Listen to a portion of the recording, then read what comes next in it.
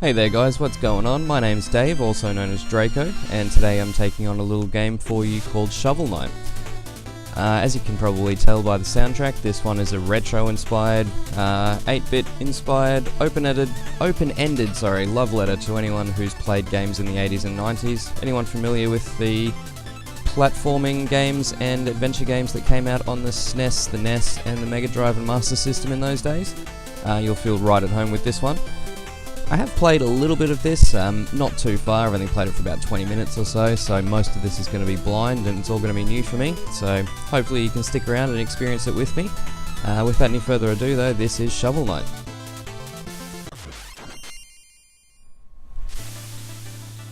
Alright, so I've got my little profile set up all ready to go. I am of course Draco and that is Shovel Knight. Time for the introduction movie.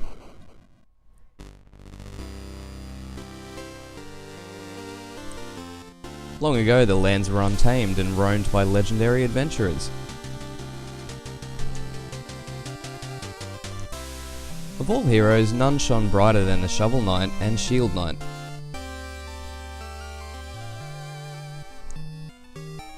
But their travels together ended at the Tower of Fate when a cursed amulet brought a terrible magic. When Shovel Knight awoke, the tower was sealed, and Shield Knight was gone.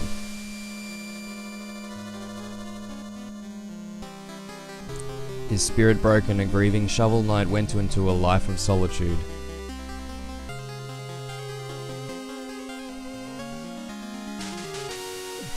But without champions, the land was seized by a vile power, the Enchantress and her Order of No Quarter.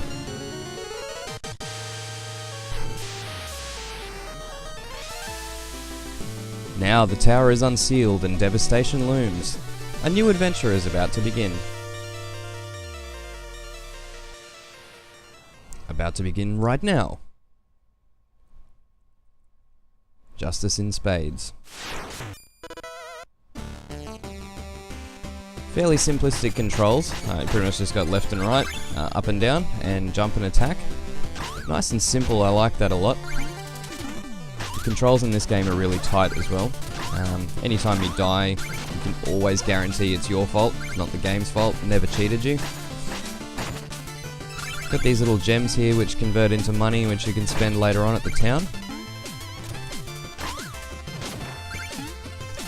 I guess this opening level is really just an introduction to what's to come. My favourite thing to do in this game is that down attack.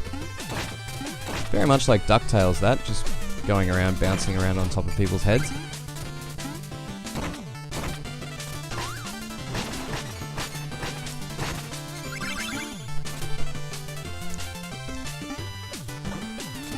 So as you can see, this game's just got awesome little pixel perfect platforming. So many things in this game will just make you remember all your childhood memories. They will just come flooding back.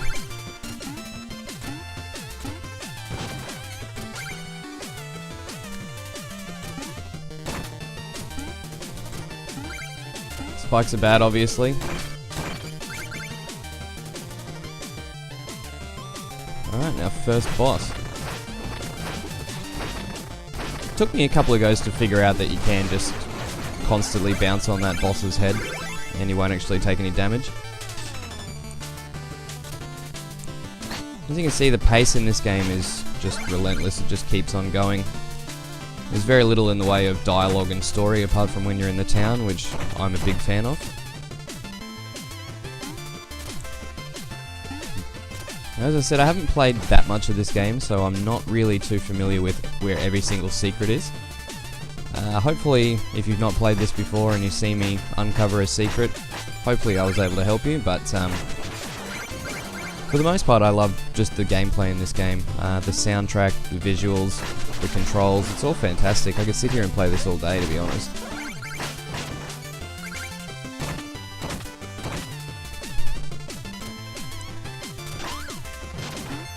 Alright, so as yet there's nothing too hard. I think this would be a really fun game to do an until first death run on, so just record until I die. Having said that, now I'll probably fall off the most basic of Edge.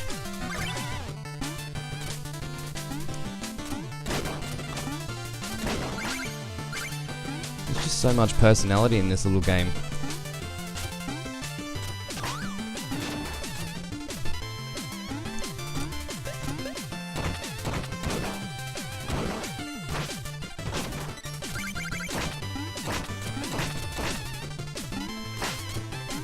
I think I'll need you to bounce on. Yes.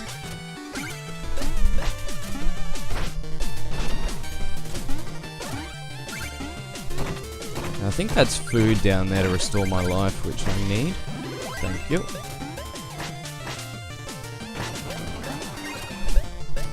Pretty sure anytime you see those little knots in the wall that's a secret. Another cool thing about this is that it reminds me a lot of the Souls series, like Dark Souls and Demon Souls. Like when you die, you don't actually have lives, you just sort of drop 3 sacks of money and have to go and retrieve them when you respawn. It's a cool little system, so it makes it a frantic dash back to your corpse where you last died. So if you die before getting back to that money, it's gone forever. And obviously that's going to hurt you more than just losing a life, so it adds a little bit of extra difficulty to it. A little bit more risk involved going after that treasure across that big gap.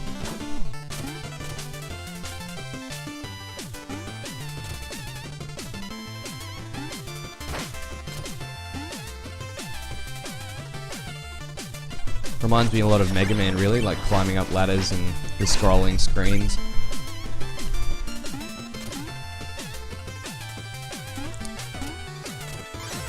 The good thing about this as well, like, no matter what you come across, you always feel like you can defeat anything and you can accomplish anything in this game. The only reason that you don't is because you made a mistake, not because anything's remotely too hard for you. So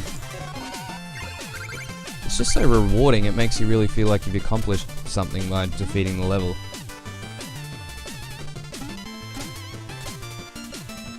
I mean, what is this game, like $10 or $15 on Steam or something like that? It's just a steal. To be honest, I'd probably pay $15 just for the soundtrack. It's some of the best chiptune music I've heard in quite a long time. They've done such a good job. And there we go.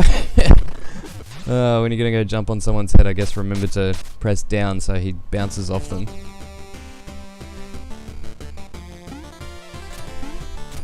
Ridiculously unnecessary death there.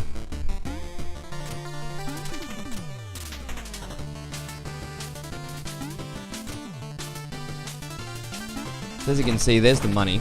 So if I wasn't quite able to get back here, that would all be gone. Lucky I was, though. There's really no excuses for dying too much at this beginning part. And you'll see, like, another interesting part about the platforming and the combat is that anytime the enemies hit you, it knocks you back. There's not a lot you can do about that. So it's going to actually make you fall off edges a lot of times. Very, very devious. A lot like Castlevania, to be honest. That's the biggest thing I remember about some of the Castlevania games. It was so frustrating.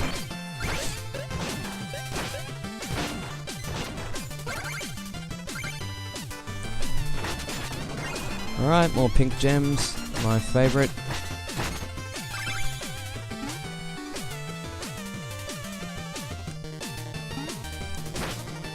What's over here? Must be something over here. Oh, a treasure chest. More pink diamonds.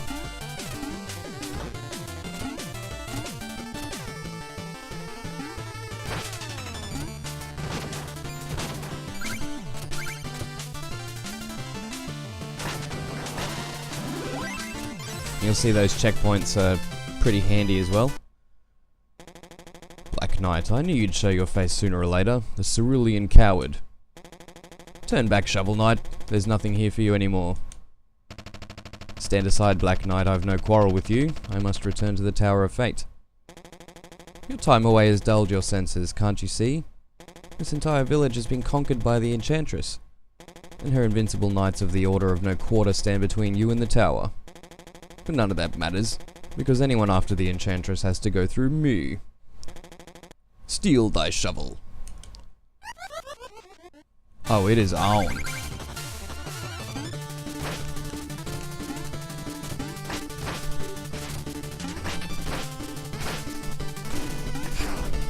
This guy can be a little bit challenging. He's very fast. Reminds me of that guy from Monty Python. 'Tis but a scratch.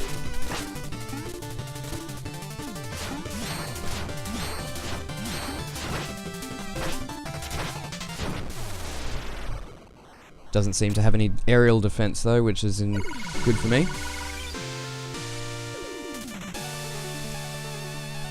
But there we go, I think that's the first level over with. Ah, he's not done for. How did I know?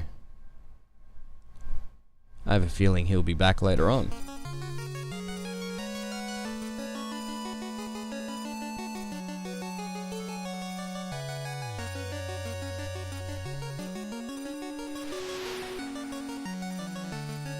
Alright, so fairly successful first level. I got, I think, most of the secrets. I'm sure if anybody of you Shovel Knight veterans are watching this and I've missed some, hopefully you'll point it out for me.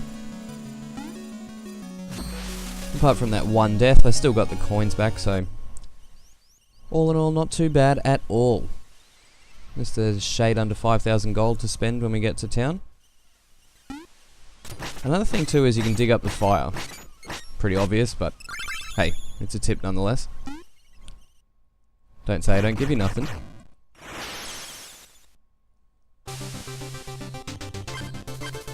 Alright, so this is the town. We can't really progress until we get through here, but as you'll notice with the map, it's also a lot like Mario 3 as well, or Super Mario Brothers 3. Later on in the game, I think you'll see something like Hammer Brothers that move around the map and block your way. There's also things like locks that you need the key for and all that sort of stuff, so it's awesome that they've just included all the best parts of all your favourite games from your childhood all into one thing. It's amazing.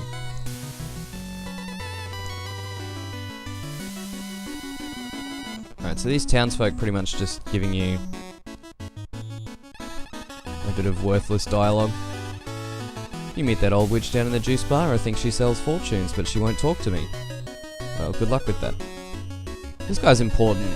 He's the bard who, when you find music sheets, you can give them to him and he plays the music for you. Hail, traveller, I've lost all my music sheets. My entire repertoire lays scattered across the land. I think I shall.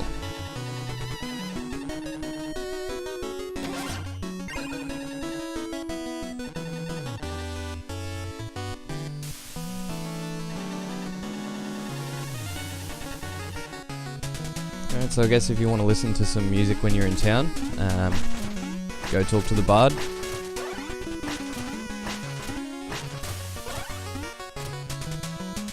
I think this guy up here can increase your maximum HP, but you'll need a meal ticket first, which I can buy from this guy, I think.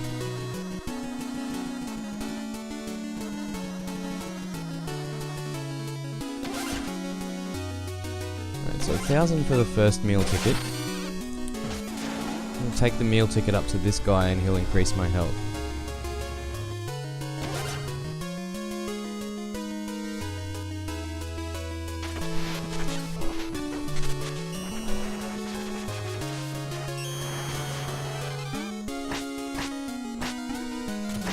Alright, awesome. So I think they get more and more expensive each time. Let's have a look. Yeah, 4,500 for the next meal ticket, so I might wait until another time to get that one. Now this wizard or alchemist, or whatever she is, I think she increases your maximum magic, yeah. So you need a relic to cast it, which is a little bit like a wand or a special item.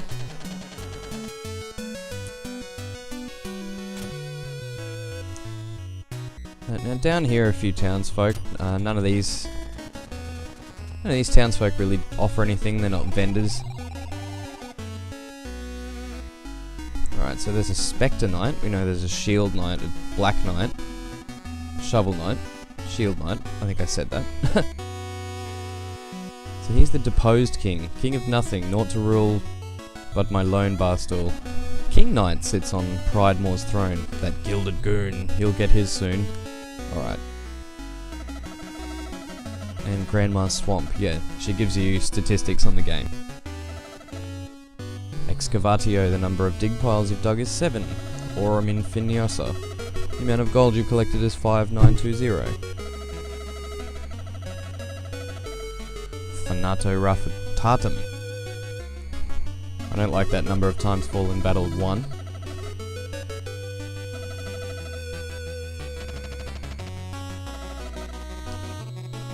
Alright, awesome.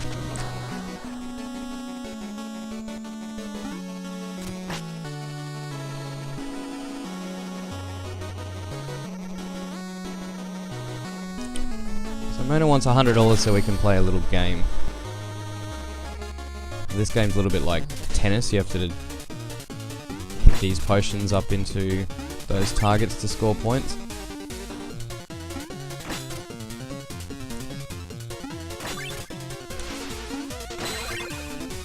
So the red ones are scatter shots.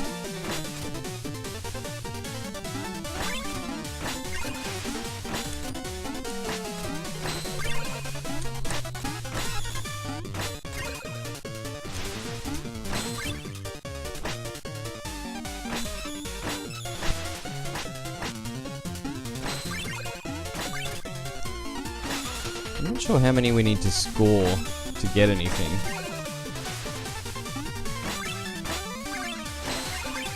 127 so far.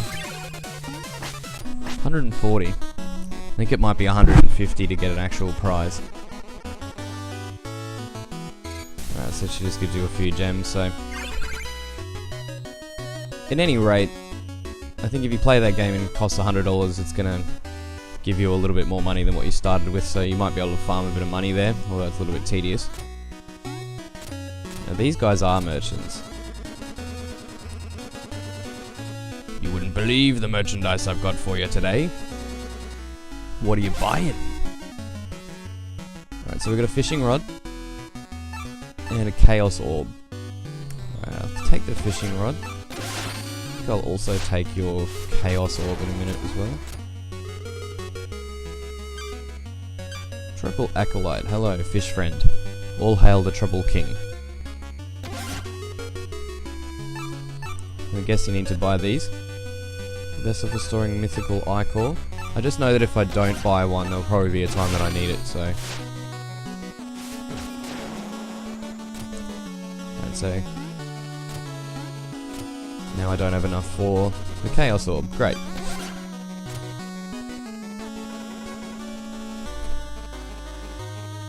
Right, so I think that'll about do me for this part of town.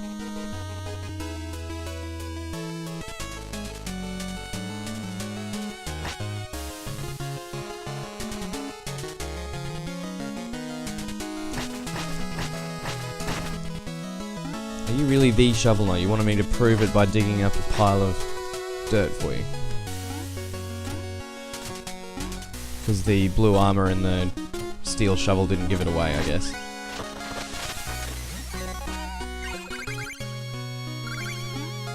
Alright.